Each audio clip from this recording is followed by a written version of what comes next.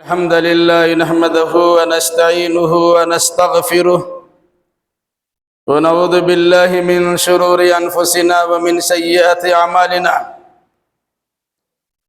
من يهده الله فلا مضل له ومن يضلل فلا هادي له وأشهد أن لا إله إلا الله وحده لا شريك له وأشهد أن محمدًا عبده ورسوله يا أيها الذين آمنوا اتقوا الله حق تقاته ولا تموتن إلا وأنتم مسلمون يا أيها الناس اتقوا ربكم الذي خلقكم من نفس واحدة وخلق منها زوجها وبث منهما رجالا كثيرا ونساء واتقوا الله الذي تساءلون به والأرحام إن الله كان عليكم رقيبا يا أيها الذين آمنوا اتقوا الله وقولوا قولا سديدا يصلح لكم أعمالكم ويغفر لكم ذنوبكم ومن يطع الله ورسوله فقد فاز فوزا عظيما أما بعد فإن خير الحديث كتاب الله وخير الهدي هدي محمد صلى الله عليه وسلم وشر الأمور محدثاتها وكل محدثة بدعة وكل بدعة ضلالة وكل ضلالة في النار أعوذ بالله السميع العليم من الشيطان الرجيم بسم الله الرحمن الرحيم ألا إن أولياء الله لا خوف عليهم ولا هم يحزنون الذين آمنوا وكانوا يتقون وقال تعالى اتبعوا ما أنزل إليكم من ربكم ولا تتبعوا من دونه أولياء قليلا ما تذكرون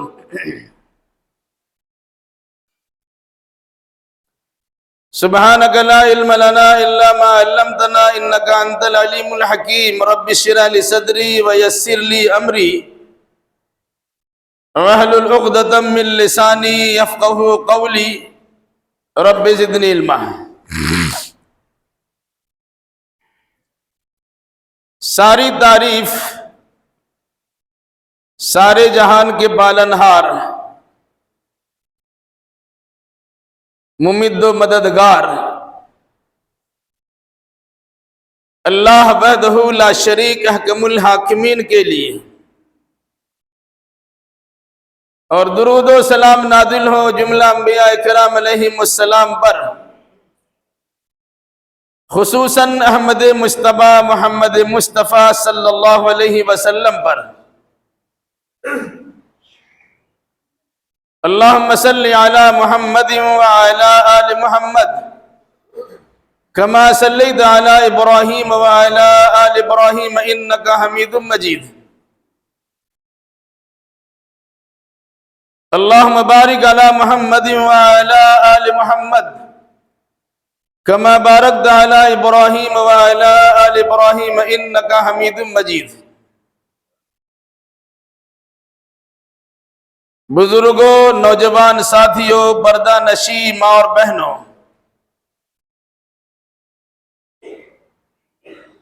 گزشتہ 3 ہفتوں سے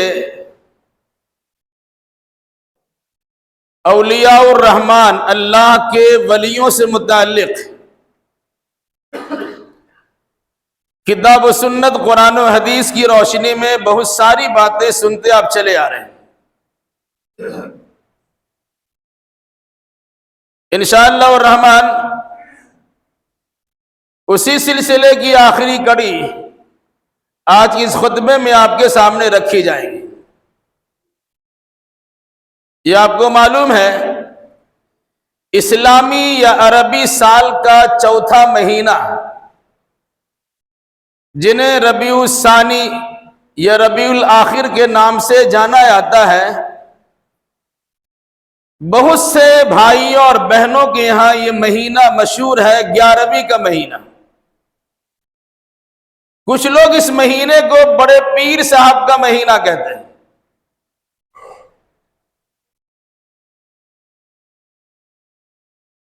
تو 11ویں کا مہینہ ہو یا بڑے پیر صاحب کا مہینہ ہو یا اصلی نام ربیع الاخر یا ربیع الثانی کا مہینہ ہو، آج اس کی 28 یا 29 تاریخ چل رہی ہے۔ چونکہ ولیوں کی دنیا میں یا اولیاء کی دنیا میں سب سے بڑا مقام شیخ عبد القادر جیلانی رحمت اللہ علیہ کو دیا جاتا ہے۔ شروع میں یہ بات آپ کے سامنے آئی تھی، ان کا نام ہے عبد القادر اور کنیت ہے محی الدین، دین کو زندہ کرنے والا۔ اور بعد کے لوگوں نے نام رکھا ہے، کسی نے کہا غوث اعظم، کسی نے غوث پاک کہا، کسی نے دستگیر کہا، کسی نے پیران پیر کہا، اور کسی نے سب سے بڑا پیر کہا، وغیرہ ذالک۔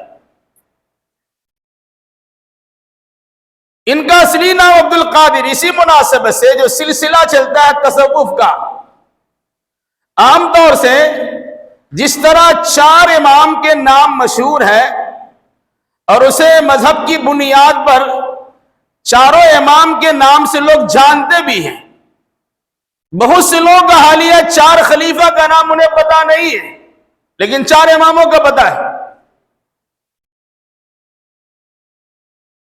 امام ابو حنیفہ رحمت اللہ علیہ، امام مالک رحمت اللہ علیہ، امام شافعی رحمت اللہ علیہ اور امام احمد ابن حنبل رحمت اللہ علیہ، یہ 4 مشہور ائمہ ہیں جنہیں ائمہ مجتہدین کہا جاتا ہے۔ ان بزرگوں کی تعظیم و تکریم ہم بجا لاتے ہیں، لیکن ان بزرگوں کی وصیت کے مطابق ہم ان کی وہی بات مانتے ہیں جو بات ان کی کتاب اللہ اور سنت رسول اللہ کے مطابق ہوتی ہے، کیونکہ سارے ائمہ نے کیا کہا؟ اذا صح الحدیث فہو مذہبی، جب صحیح حدیث مل جائے وہی میرا مذہب ہے۔ اسی طریقے سے تصوف کی دنیا میں یا ولایت کی دنیا میں 4 سلسلہ مشہور ہے، قادری سلسلہ، نقشبندی سلسلہ، سہروردی سلسلہ اور چشتی سلسلہ۔ یہ 4 بزرگوں کی طرف یہ سلسلہ منسوب ہے، لوگ ان سے اپنا رشتہ جوڑتے ہیں۔ کاش کہ ان رشتوں کے مقابلے میں 4 خلفاء راشدین کے سلسلے کے مطابق عمل کیا جاتا تو کوئی پریشانی ہی نہیں ہوتی۔ عبد القادر جیلانی، عراق میں ایک جگہ ہے گیلان، اہل عرب گاف کی جگہ پر جیم استعمال کرتے ہیں، تو بہت سے لوگوں نے کہا شیخ عبد القادر گیلانی اور بہت سے لوگوں نے کہا شیخ عبد القادر جیلانی، گاف کو جیم سے بدل دیا۔ سارے لوگ، یہ اکثریت، امت کی اکثریت انہیں بزرگ مانتی ہے۔ علامہ ابن تیمیہ، علامہ حافظ ابن حجر عسقلانی، ان بڑے بڑے بزرگوں نے بھی شیخ عبد القادر جیلانی رحمت اللہ علیہ کو تصوف کی دنیا میں بڑا مقام تسلیم کیا ہے اور بڑے بزرگ مانا ہے۔ بزرگی کے ماننے سے انکار نہیں ہے، ولی ماننا اور چیز ہے اور ولی سے مانگنا اور چیز ہے، اسے سمجھنے کی کوشش کیجیے گا۔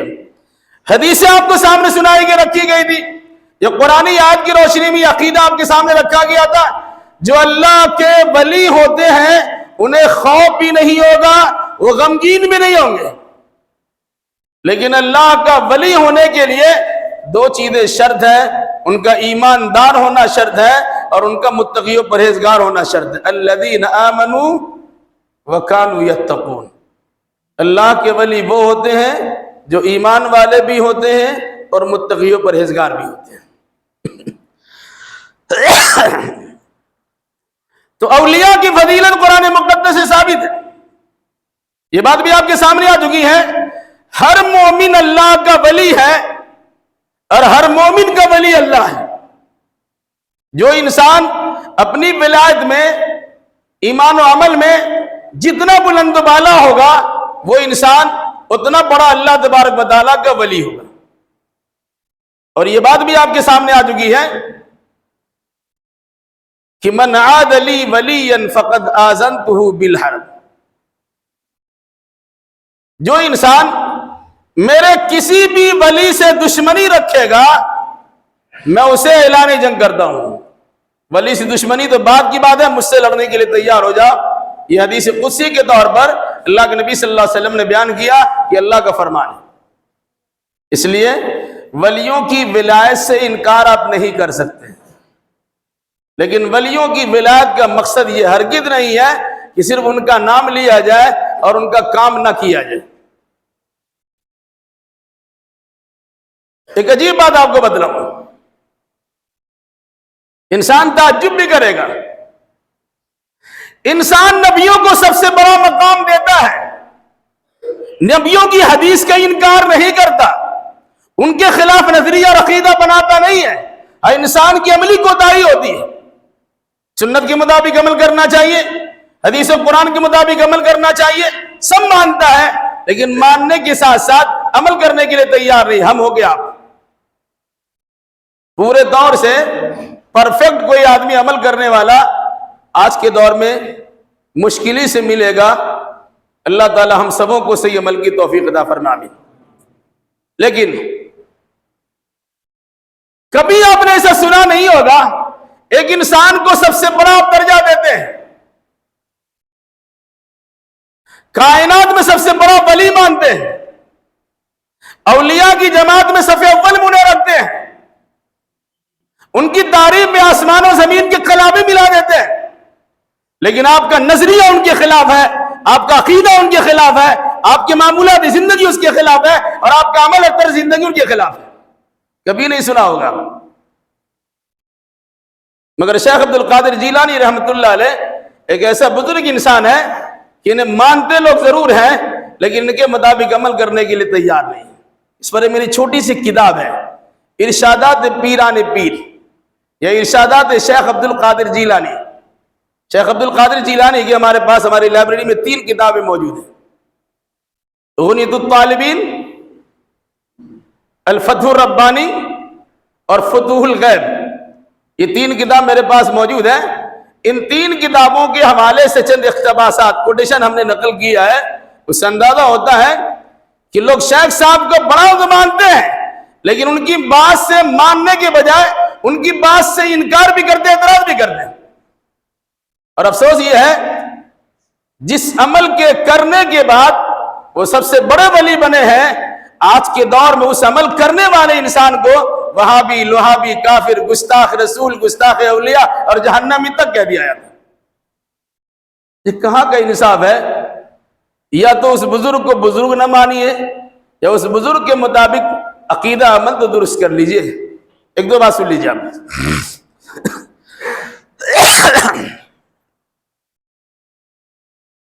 عقیدے کی اگر بات کرتے ہیں، انہوں نے اپنی کتاب میں جگہ جگہ پر لکھا ہے کہ تم اللہ کو چھوڑ کر اللہ کے علاوہ کسی غیر کے سامنے ہاتھ کیوں پھیلاتے ہو؟ اللہ کے مقابلے میں اللہ کے بندوں سے کیوں مانگتے ہو؟ کیا اللہ کے خزانے میں کمی آ گئی ہے؟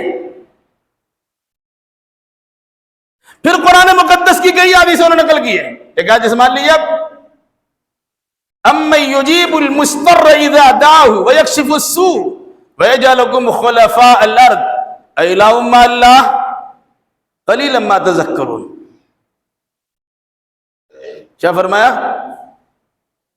کون ہے وہ جو کسی مجبور اور لاچار انسان کی فریاد کو سنتا ہے، اس کی دعا کو قبول کرتا ہے، وَيَكْشِفُ السُّوءَ اور اس کی تکلیف کو دور کر دیتا ہے، وَيَجْعَلُكُمْ خُلَفَاءَ الْأَرْضِ اور وہی تم کو زمین کا خلیفہ بناتا ہے. أَإِلَٰهٌ مَّعَ اللَّهِ کیا اللہ کے ساتھ کوئی اور معبود ہے؟ قَلِيلًا مَّا تَذَكَّرُونَ تم بہت کم نصیحت حاصل کرتے ہو. اس آیت کے ہر جملے پہ غور کیجیے. أَمَّن يُجِيبُ الْمُضْطَرَّ إِذَا دَعَاهُ قرآن نے اللہ کے بارے میں کہا ہے مجبور انسان کی فریاد کو اللہ ہی سنتا ہے، وَيَكْشِفُ السُّوءَ، اور ان کی پریشانیوں کو اللہ ہی دفع کرتا ہے، وَيَجْعَلُكُمْ خُلَفَاءَ الْأَرْضِ، اور اللہ ہی تمہیں زمین کا خلیفہ بناتا ہے۔ اس کے بعد جو جملہ ہے اِلَٰهٌ مَّعَ اللَّهِ، کیا اللہ کے ساتھ کوئی اور الہ ہے؟ ہم پڑھتے ہیں لا الہ الا اللہ، اللہ کی سوا کوئی الہ نہیں ہے۔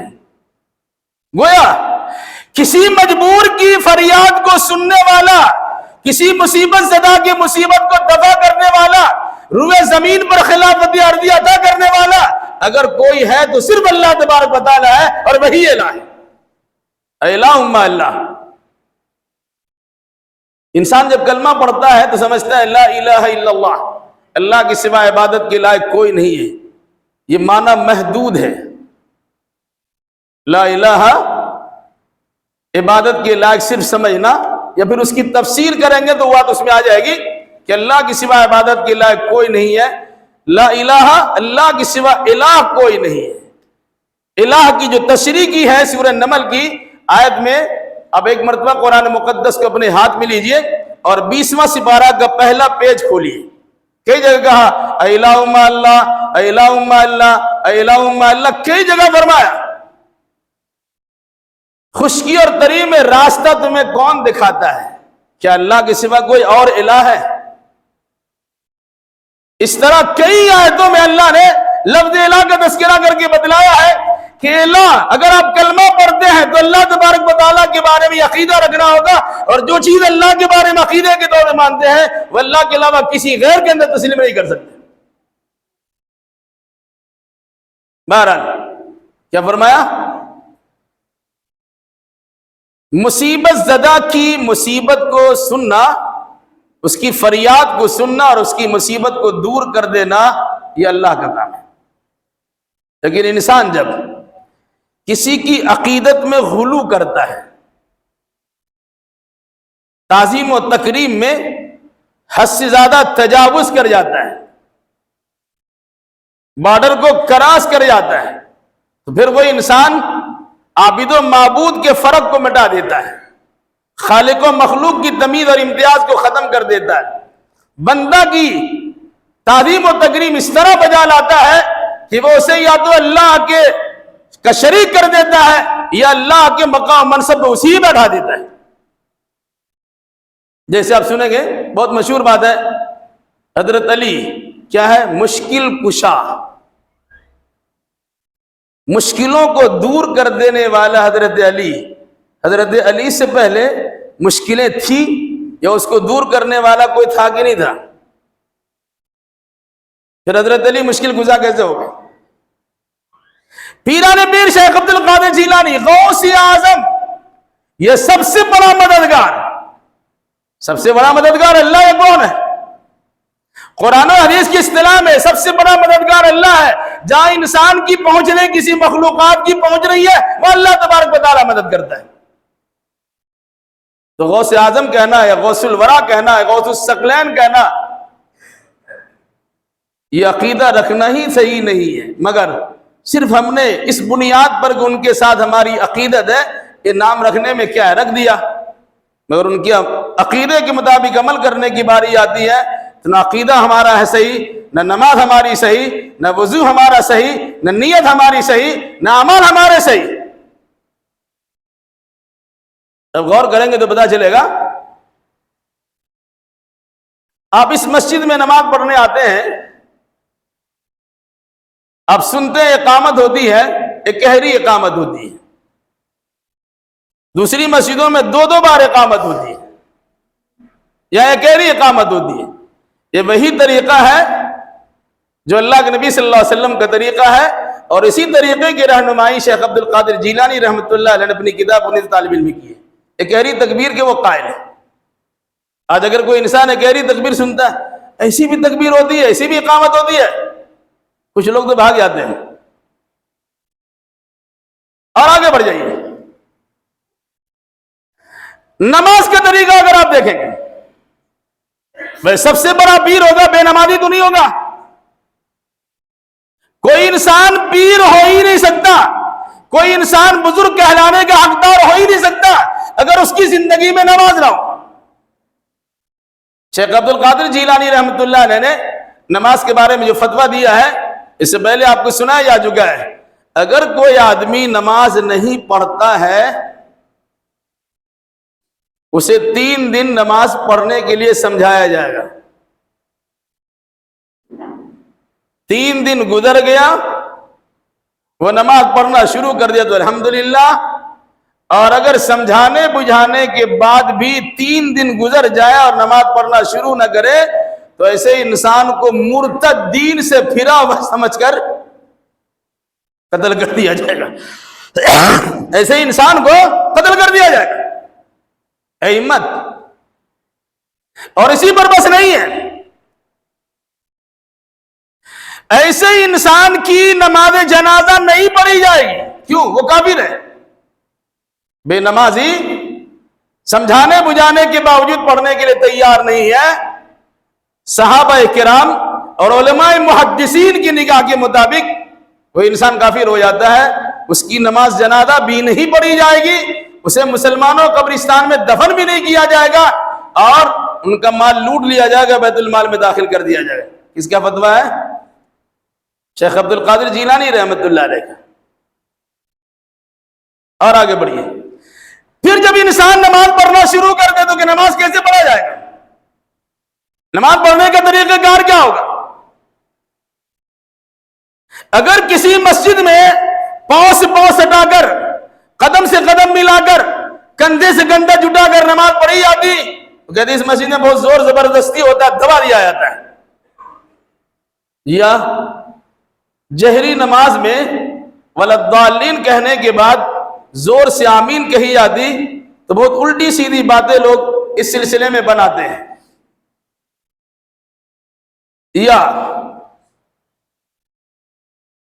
اگر نماز کے اندر رکوع میں جانے سے پہلے، رکوع سے اٹھنے کے بعد کوئی انسان رفع الیدین کرتا ہے، ہاتھ اٹھاتا ہے، تو لوگ کہتے ہیں یہ اڑنے والے ہیں، یہ مکھیاں جھاڑتے ہیں۔ جس انسان کو تم اللہ کا سب سے بڑا ولی مانتے ہو، ان کی نماز کا طریقہ تو یہی ہے کہ بغیر سورہ فاتحہ پڑھے آپ کی نماز نہیں ہوگی۔ نماز میں سورہ فاتحہ پڑھیں گے تو زور سے سورہ فاتحہ پڑھیں گے تو زور سے آمین کہیں گے، اور جب نماز آپ شروع کر دیں گے اور رکوع میں جانے کی باری آئے گی تو آپ کو رفع الیدین کرنا ہی پڑے گا، پھر رکوع سے اٹھیں گے تو رفع الیدین کرنا پڑے گا۔ جن کو سب سے بڑا بزرگ مانتے ہیں ان کی نماز تو آپ کے پاس نہیں ہے، کیسے تسلیم کر لیا؟ بھائی ہم آپ کو بڑا بھی مانتے ہیں اور آپ کی بات ماننے کے لیے تیار نہیں ہے، یہ عجیب بات ہے۔ دنیا کے 7 عجوبے مشہور ہیں، یہ اس سے بڑا عجوبہ ہے۔ ان کے نام پہ 11ویں کی جاتی ہے، ان کے نام میں مرغے توڑے جاتے ہیں، ان کا نام لے کر اپنی بڑائی کا اظہار کیا جاتا ہے، لیکن ان کے اعمال کی جب باری آتی ہے، ان کا عقیدہ نظریہ کی باری آتی ہے تو بالائے طاق رکھ دیا جاتا ہے، بلکہ اس کی مخالفت بھی کی جاتی ہے۔ بہرحال بتانا مقصد یہ تھا، بزرگ کتاب و سنت کی تعلیمات پر عمل پیرا ہونے کے نتیجے ہی میں وہ انسان بزرگ بنتا ہے، اور جس انسان کی بزرگی مسلم ہو جائے آپ اس کی بزرگی سے انکار نہیں کر سکتے ہیں اور ان سے مخالفت و عداوت و دشمنی نہیں رکھ سکتے۔ اگر رکھیں گے تو اللہ سے لڑنے کے لیے آپ تیار ہو جائیے۔ یہ بات بھی آپ کے سامنے آ چکی ہے، مزید یاد رکھیے، اگر کسی انسان کا کسی سے نسبی رشتہ ہو، خاندانی رشتہ ہو، نسلی رشتہ ہو، اگر وہ انسان اس خاندان کے رسم و رواج کے مطابق یا اس خاندان میں پائی جانے والی عبادات کے مطابق عمل نہیں کرتا ہے، ایسے انسان کو خاندان سے الگ کر دیا جاتا ہے، چھاڑ دیا جاتا ہے۔ دیہات کی زبان میں کہتے ہیں حکا پانی مار دیا جاتا ہے۔ قرآن نے بھی کہا اگر کوئی انسان چاہے بیٹا ہی کیوں نہ ہو، اگر باپ کے صحیح نقش قدم پر چلتا نہیں ہے تو وہ انسان اپنے باپ کا بیٹا کہلانے کا حق نہیں ہے۔ گزشتہ جمعہ بات آ چکی ہے کہ نوح علیہ السلام نے اپنے بیٹے کے لیے اللہ تبارک و تعالیٰ سے درخواست کی، ان ابنی من اہلی و ان وعدک الحق وانت احکم الحاکمین، اے اللہ یہ بات میری سمجھ سے بالا تر ہے، تو تمام فیصلہ کرنے والوں بہترین فیصلہ کرنے والا بھی ہے، تو اپنے وعدے کا پکا بھی ہے، تیرا وعدہ تھا کہ نوح تیرے گھر کے فرد کو ہم ڈبوئیں گے نہیں، ہلاک نہیں کریں گے، غرقاب نہیں کریں گے، لیکن میرا بیٹا تو میرے گھر کا فرد ہے نا، میرے سامنے ڈوبا، یہ بات سمجھ میں نہیں آتی۔ قرآن کا جواب یاد رکھیے گا، سارا مسئلہ حل ہو جائے گا۔ قرآن نے کیا کہا؟ انہو لیس من اہلک انہو عمل غیر صالح فلا تسألنی ما لیس لک بعلم انی اعظک ان تکون من الجاہلین۔ نوح علیہ السلام پر جو اللہ تبارک و تعالیٰ نے اپنا بیان دیا ہے، کوئی انسان ادنا سا خیال نبی کے بارے میں ایسا کرے گا تو متفقہ فیصلہ ہے کہ وہ انسان کافر ہو جائے گا، لیکن قرآن نے بیان کیا اللہ کو کہنے کا پورا حق۔ کیا کہا؟ انہو عمل غیر صالح، کیوں؟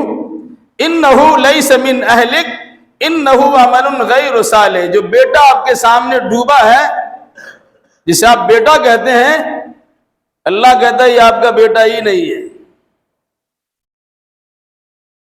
پھر اس کی وجہ بتائیے، نہیں بتائے وجہ کہ آپ کی بھی نعوذ باللہ ہزار بار نعوذ باللہ کسی غیر مرد کی بستر گرم کر چکی، وہاں سے حرامی بچہ پیدا ہو گیا، ایسا نہیں کہا ہے۔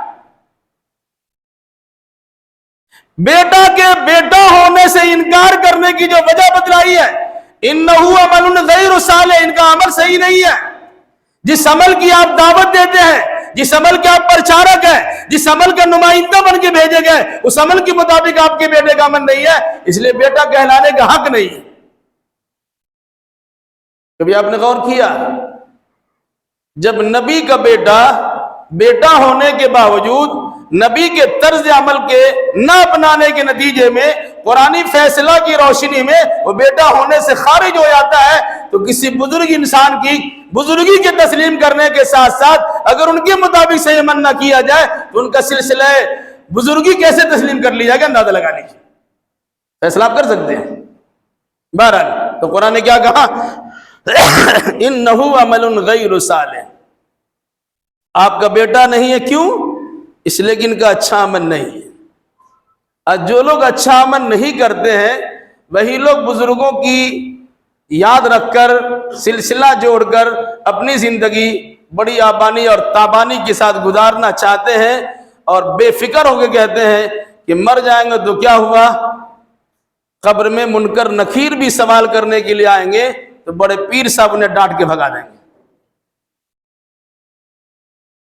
ایسی ایسی تقریریں اور ایسے ایسے بیانات، اللہ رحم فرما۔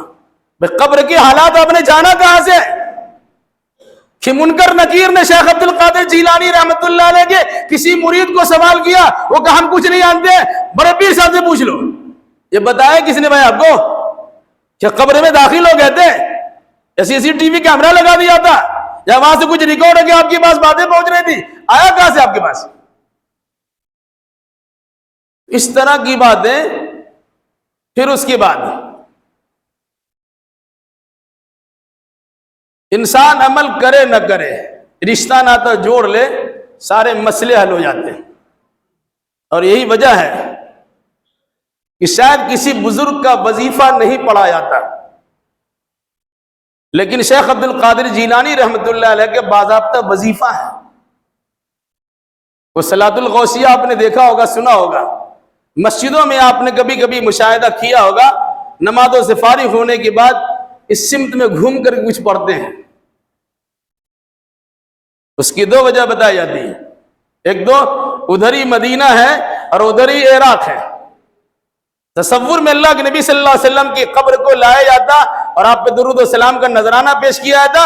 یا تصوف میں پیران پیر شیخ عبد القادر جیلانی رحمۃ اللہ علیہ کے مزار کو لایا جاتا اور ان کے بارگاہ میں ضرورت کی باتیں کی جاتی. کیا پڑھتے ہیں؟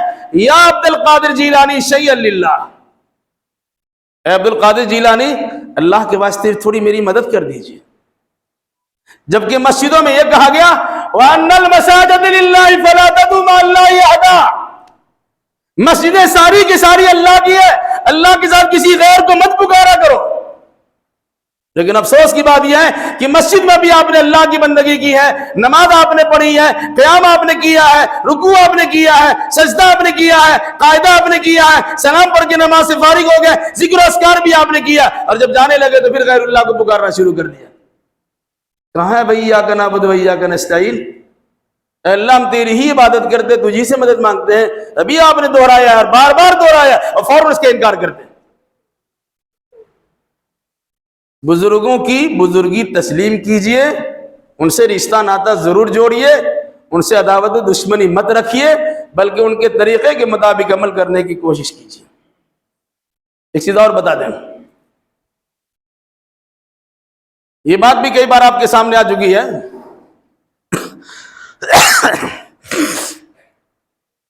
بزرگوں کی عقیدت میں غلو کرنے کے نتیجے میں قبر پرستی شروع ہوتی ہے،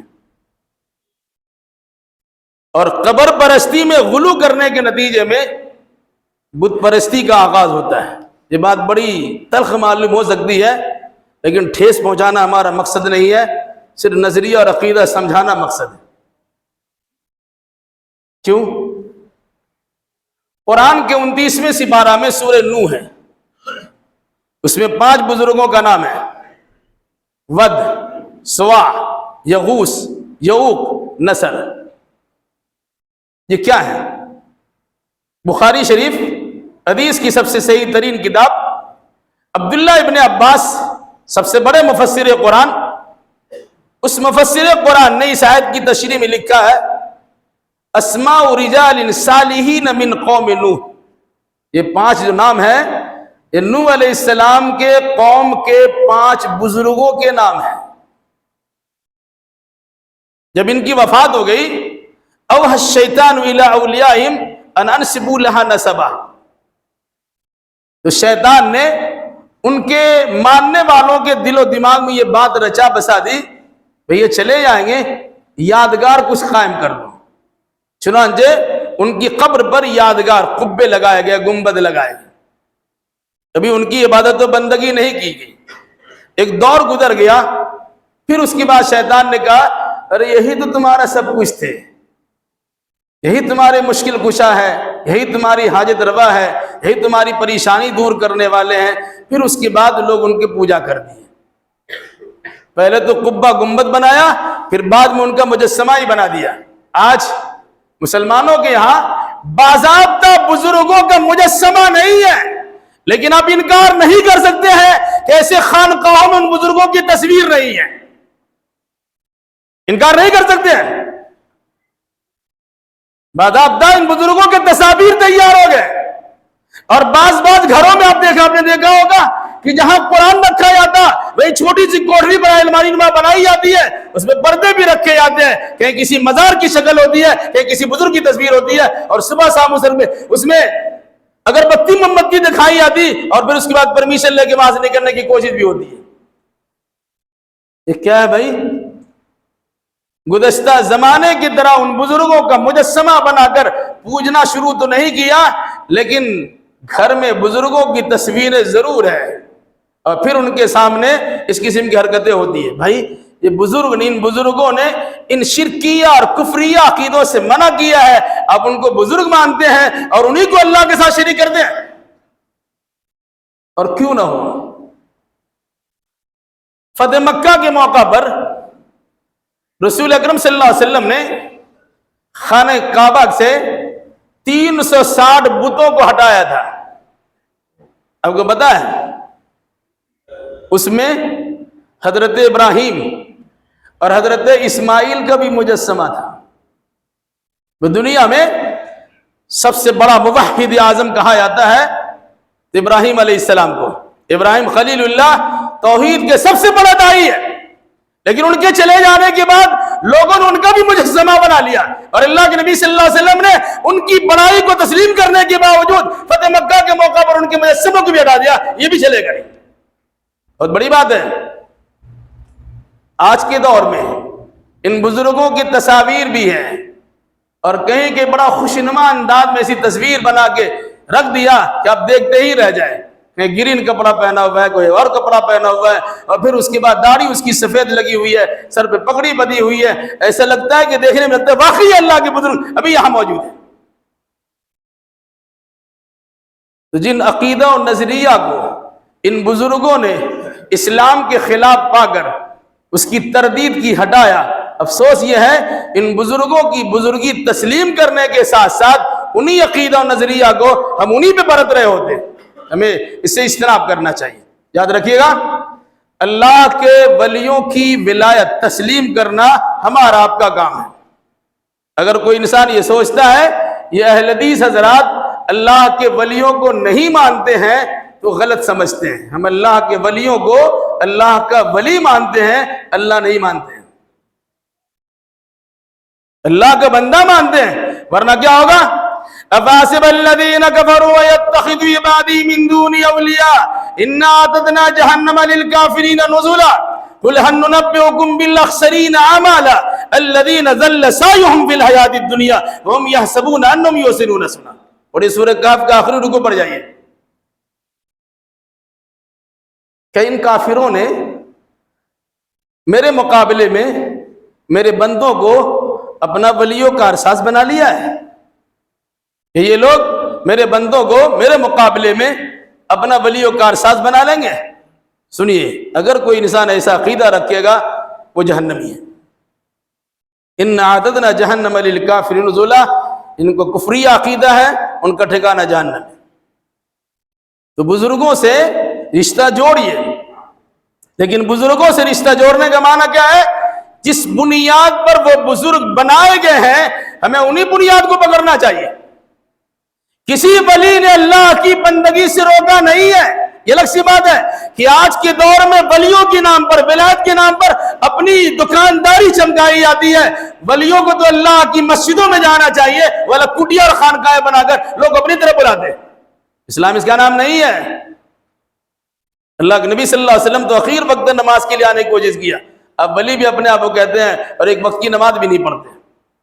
اس لیے میری گزارش یہ ہے، اولیاء اللہ سے رشتہ ناتا جوڑیے، ان کی شان میں ان کی تعظیم و تکریم بجا لائیے، ان کی کسر شان نہ کیجیے، ان کی گستاخی نہ کیجیے، ان کے خلاف کچھ مت بولیے، نہیں معلوم ہے تو کچھ خواہ مخواہ کی باتیں زبان سے نہ نکالیے۔ ایک طرف بتا چکی، اس سے پہلے بات آ چکی ہے، یہ غلو کا معنی ہوتا ہے کسی کی تعظیم کرنے میں افراط کر جانا یا کسی کی تعظیم کرنے میں تفرید کر جانا۔ مانے گے تو اتنا مان لیا کہ اللہ پہنچا دیا، اور نہیں مانا تو اتنا نہیں مانا کہ کچھ نہیں مانا۔ اسلام اعتدال کا نام ہے، اس لیے ہمیں اعتدال پسندی سے کام لینا چاہیے۔ اللہ کے ولیوں کو اللہ کا ولی سمجھ کر ان کے صحیح عقائد و نظریات کو ہمیں قبول کرنا چاہیے۔ اگر ان کے بارے میں کچھ جاننا چاہیں تو بڑے پیر شیخ عبد القادر جیلانی رحمۃ اللہ علیہ کی شورۂ آفاق کتاب غنیۃ الطالبین کا مطالعہ فرما لیجئے، ضرور بضرور بہت ساری حقیقتیں آپ کے سامنے واضح ہو جائیں گی۔ اللہ ہمیں اور آپ کو اور جملہ مسلمانوں کو کتاب و سنت کی روشنی میں عقیدہ و اعمال بجا لانے کی توفیق برآمد فرمانے۔